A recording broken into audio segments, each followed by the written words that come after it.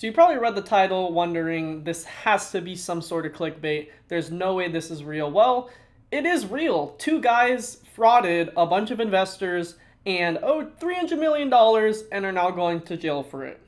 Now, normally when you have a father and son doing some bonding time, they would go, go play catch or go grill or walk in the park holding hands. But in this case, they decided to wake up one morning and fraud a bunch of people out of hundreds of millions of dollars. So this happened a year ago. Randy Miller and Chad Miller, of course the guy's name is Chad, opened Bellbank Park, and it had over 40 pickleball courts, 24 soccer fields, indoor volleyball facility, baseball, softball fields, and more. Probably had a couple strip clubs, nightclubs, and you name it, this place had it. They were actually pretty relevant too because they held PPA Tour and MLP events in the past, so they were not nobodies in the scene. So yeah, they spent basically $300 million to build it. It's now the Arizona Athletic Grounds, and owed $366 million to bondholders, contractors, and other service providers. The FBI arrested them, saying they executed the scheme using fraudulent documents to lie about the status of the proposed projects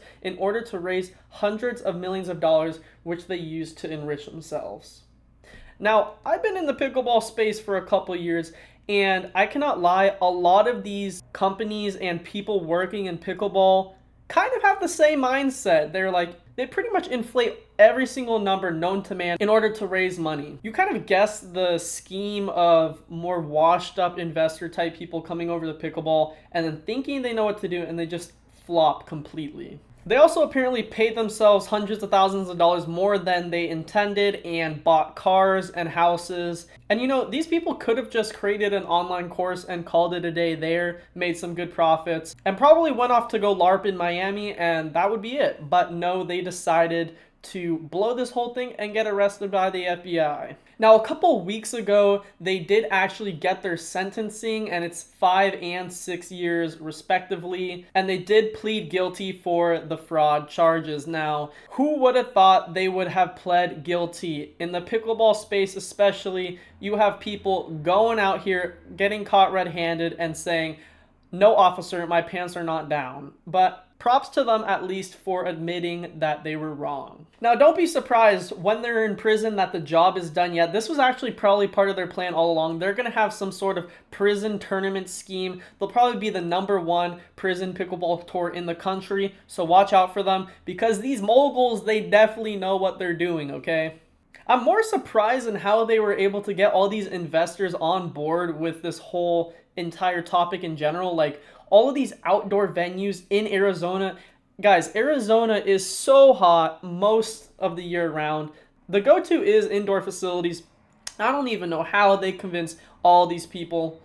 To be honest, I can't wait for the Netflix documentary to come out about this whole thing, because Netflix, especially nowadays, they're just shoveling some random content and they're just posting it for fun. So don't be surprised if there's a documentary about Chad the pickleball guy. It's really interesting too because the PPA Tour just recently made some deals and are now valued almost around $1 billion, I'd say, and that's by far the biggest pickleball project. So I'm surprised this venue is over $300 million in debt in Arizona for this whole scheme. I don't really understand the logistics of this and why people decided to invest. To be honest, now I think I'm actually on the side of Chad. I think that they were onto something. If you can scam $300 million from people for an Arizona complex outside in the Arizona heat, they kind of deserve to get away with at least some money. Or actually, more popular in the pickleball space, just give them a couple free paddles, give them a couple free products, no reason to push some money, and that will do. But yeah, guys, I thought it was interesting to cover the story and kind of give my 2 cents on it. Let me know what you guys think, and I'll see you in the next one.